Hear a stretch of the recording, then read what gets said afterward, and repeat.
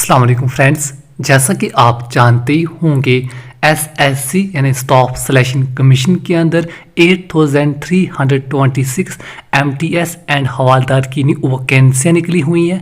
अगर आप सिर्फ 10th पास इंडिया के किसी भी स्टेट से बिलोंग करते हो तो आप इन वैकेंसियों के लिए अप्लाई कर सकते हो।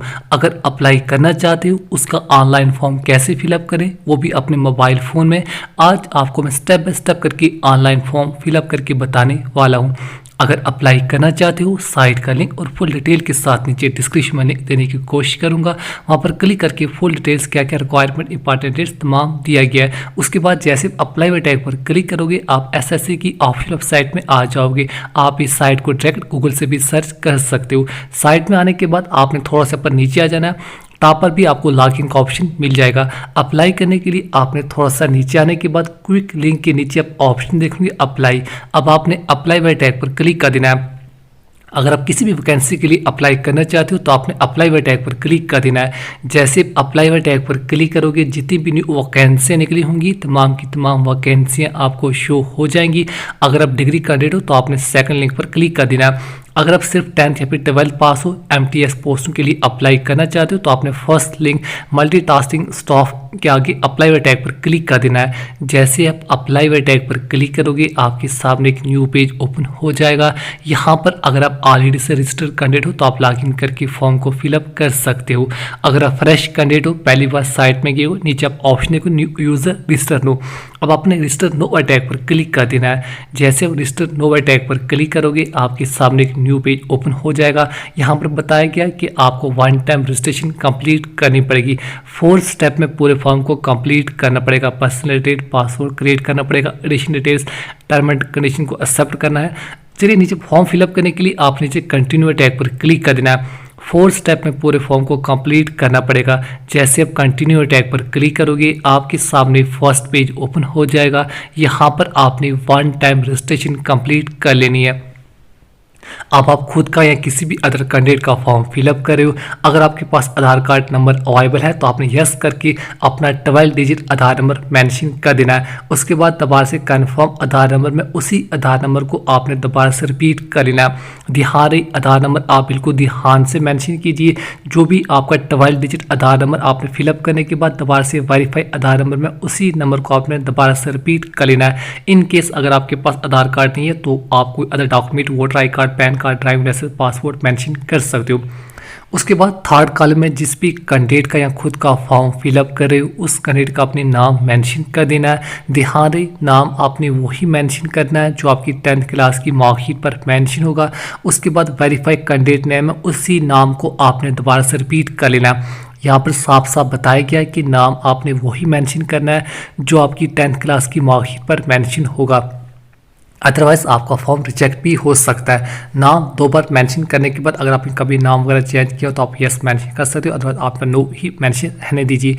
उसके बाद मेल या फीमेल कैंडिडेट जो भी फॉर्म को फिलअप कर रहा या रही है आप अपने अकॉर्डिंग मेंशन कर सकते हो।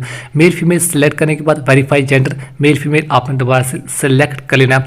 ध्यान रहे both male and female in vacancy के लिए अप्लाई कर सकते हो। इसके अलावा डेट ऑफ बर्थ आपने मेंशन कर देनी है। आप अपना खुद का या किसी भी अदर कैंडिडेट का फॉर्म फिलअप करे उसी कैंडिडेट की अपने डेट ऑफ बर्थ को सिलेक्ट कर लेना। पहले आपने ईयर उसके बाद मंथ एंड उसके बाद डेट को आपने सिलेक्ट कर लेना है। ध्यान रहे डेट ऑफ बर्थ आपने वही मेंशन करनी है जो आपकी 10th क्लास की मार्कशीट पर मेंशन होगी। उसके बाद वेरीफाइड डेट ऑफ बर्थ में उसी डेट ऑफ बर्थ को आपने दोबारा से रिपीट कर लेना है। ध्यान रहे डेट ऑफ बर्थ आपने वही मेंशन करनी है जो आपकी 10th क्लास की मार्कशीट पर मेंशन होगी, अदरवाइज आपका फॉर्म रिजेक्ट भी हो सकता है। पहले ईयर उसके बाद मंथ उसके बाद डेट सिलेक्ट करने के बाद जिस भी कैंडिडेट का फॉर्म फिलअप करे उसका अपने फादर नेम मेंशन कर देना है। फादर नेम मेंशन करने के बाद दोबारा से वेरीफाई फादर नेम उसी फादर नेम को आपने दोबारा से रिपीट कर लेना है। फादर नेम 2 बार मेंशन करने के बाद जिस भी कैंडिडेट का फॉर्म फिलअप करे 8th कॉलम अपना मदर नेम मेंशन कर देना है। मदर नेम मेंशन करने के बाद दोबारा से वेरीफाई मदर नेम उसी मदर नेम को आपने दोबारा से रिपीट कर लेना है। फॉर्म फिलअप करते हुए 3 चीज़ों का खास ध्यान रखिए। आपका नाम, parentage and date of birth आपने वही मेंशन करना है जो आपकी 10th क्लास की मार्कशीट पर मेंशन होगा, अदरवाइज मे भी आपका फॉर्म रिजेक्ट हो जाएगा। इसके अलावा नीचे आने के बाद नाइन्थ कॉलम में आपने किस बोर्ड वगैरह से अपने 10th क्लास पास किया होगा उस बोर्ड का नाम आपने मेंशन कर देना है। इंडिया के तमाम बोर्ड्स आपको शो हो जाएंगे।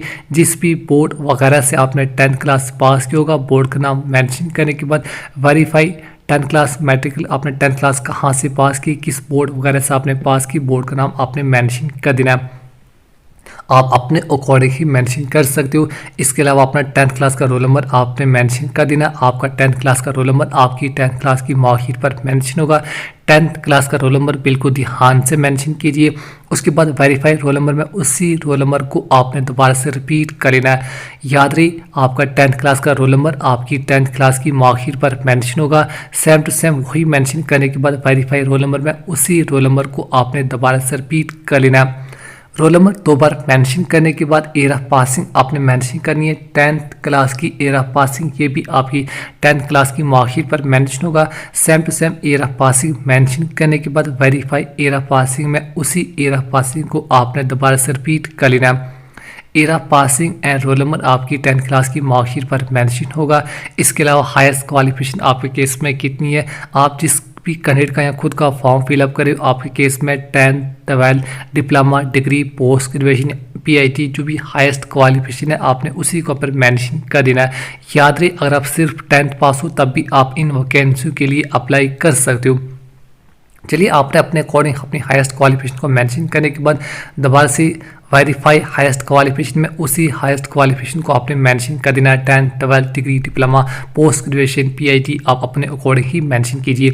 इसके अलावा जिस भी कैंडिडेट का फॉर्म फिलअप करे हो उसी कैंडिडेट का अपने 10 डिजिट मोबाइल नंबर मेंशन कर देना है। 10 डिजिट मोबाइल नंबर मेंशन करने के बाद आपके मोबाइल नंबर पर एक 1 टाइम OTP सेंड किया जाएगा।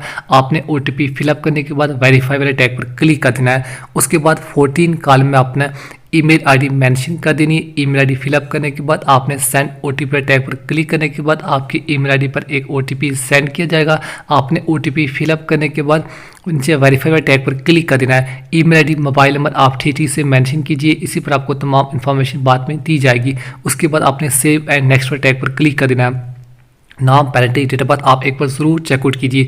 उसके बाद जैसे सेव एंड नेक्स्ट टैग पर क्लिक करोगे आपको रजिस्ट्रेशन नंबर दिया जाएगा। आपने रजिस्ट्रेशन नंबर को नोट डाउन कर लेना है।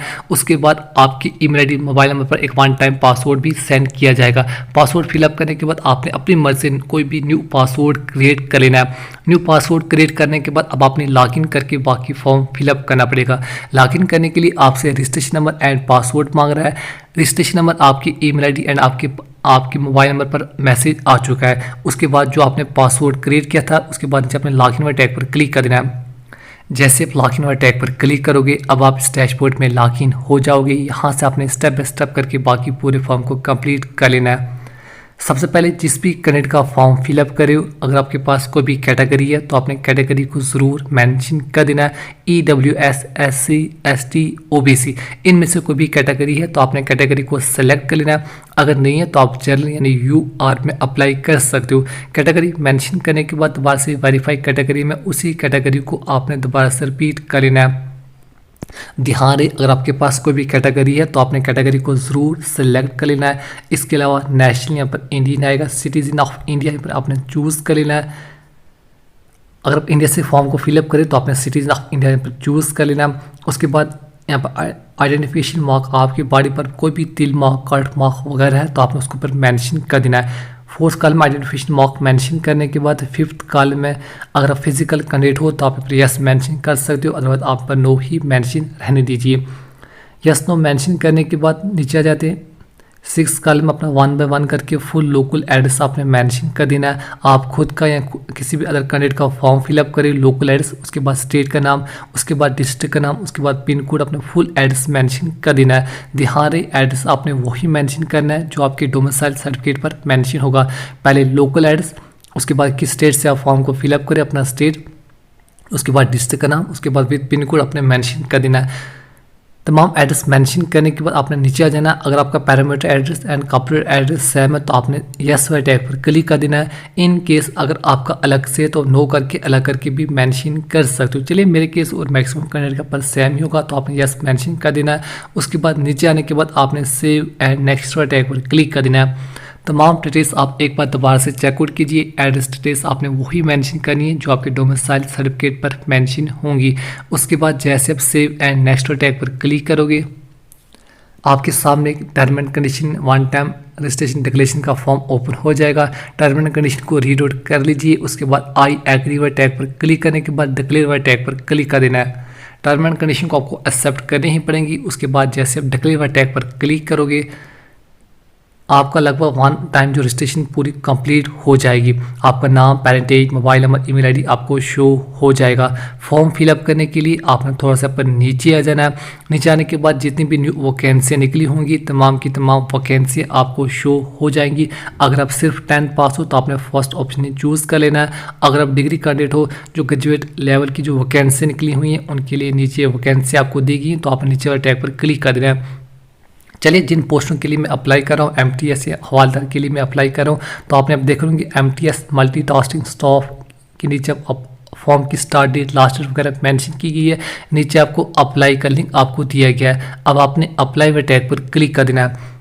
यहाँ पर जो 10th बेस वैकेंसी निकली हुई है MTS की एंड हवालदार की, उसके आगे अप्लाई का लिंक आप देख लेंगे। अब आपने अप्लाई वाले टैग पर क्लिक कर देना है। जैसे अप्लाई वाले टैग पर क्लिक करोगे, आपके सामने कुछ इंपॉर्टेंट इंस्ट्रक्शन आपको शो हो जाएंगी। मैं रिकमेंड करूंगा तमाम इंपॉर्टेंट इंस्ट्रक्शन आप एक बार ज़रूर पढ़ लीजिए।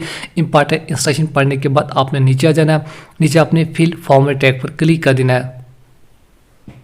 जैसे तमाम इंपॉर्टेंट इंस्ट्रक्शन पढ़ने के बाद फिल फॉर्म वाले टैग पर क्लिक करोगे, आपके सामने फर्स्ट पेज ओपन हो जाएगा। यहाँ से आपने स्टेप बाय स्टेप करके बाकी पूरे फॉर्म को कंप्लीट कर लेना है।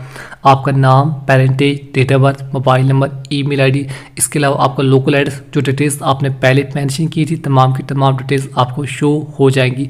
अगर तमाम डिटेल्स ठीक है तो आप नीचे आने के बाद नीचे नेक्स्ट टैग पर क्लिक कर देना है। चलिए, हमारे केस में तमाम डिटेल्स ठीक है, मैं अपने नीचे नेक्स्ट टैग पर क्लिक कर देता हूँ।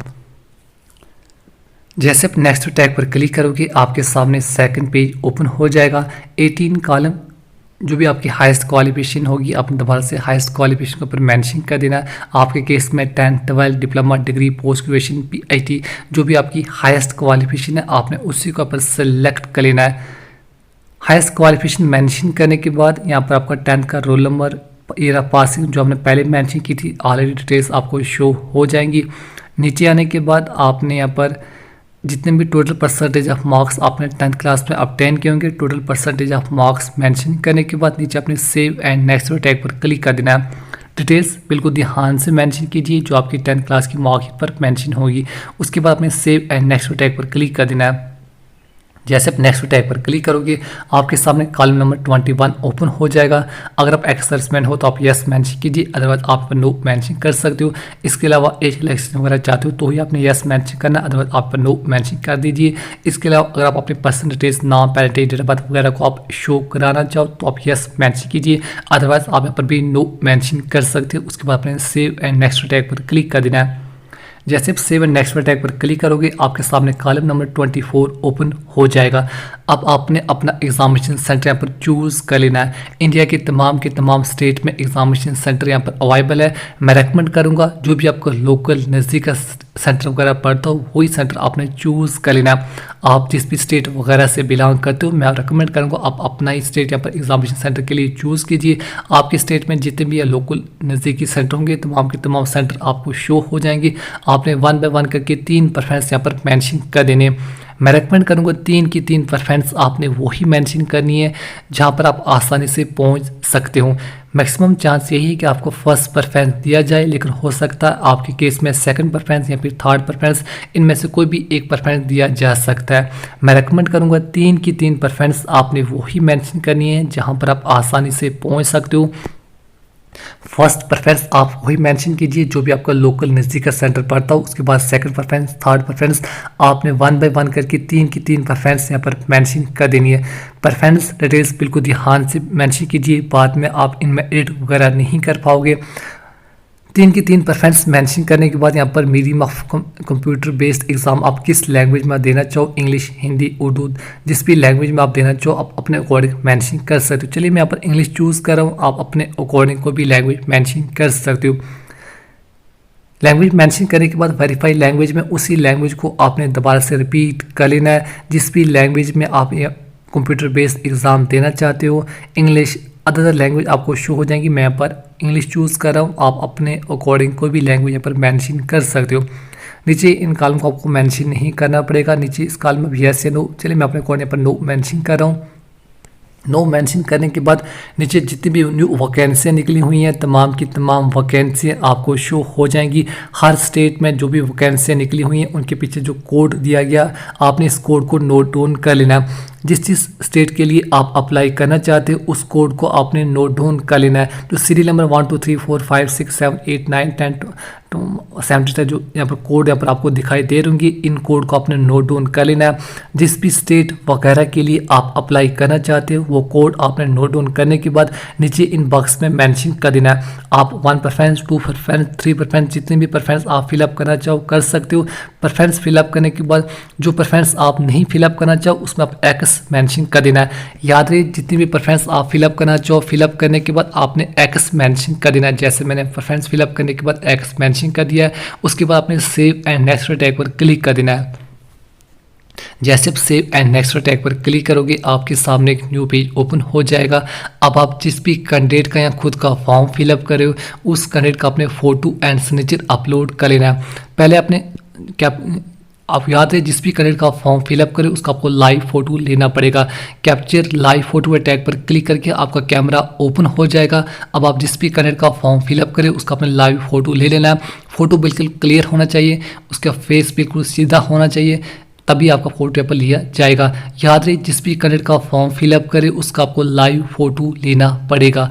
लाइव फोटो लेने के बाद आप नीचे आ जाना है। जिस भी कैंडिडेट का फॉर्म फिलअप करे उसका अपने सिग्नेचर अपलोड कर लेना है। सिग्नेचर का साइज आपने 10 KB से लेकर 20 KB के दरमियान अपलोड करने के बाद नीचे अपने सेव एंड नेक्स्ट टैग पर क्लिक कर देना है।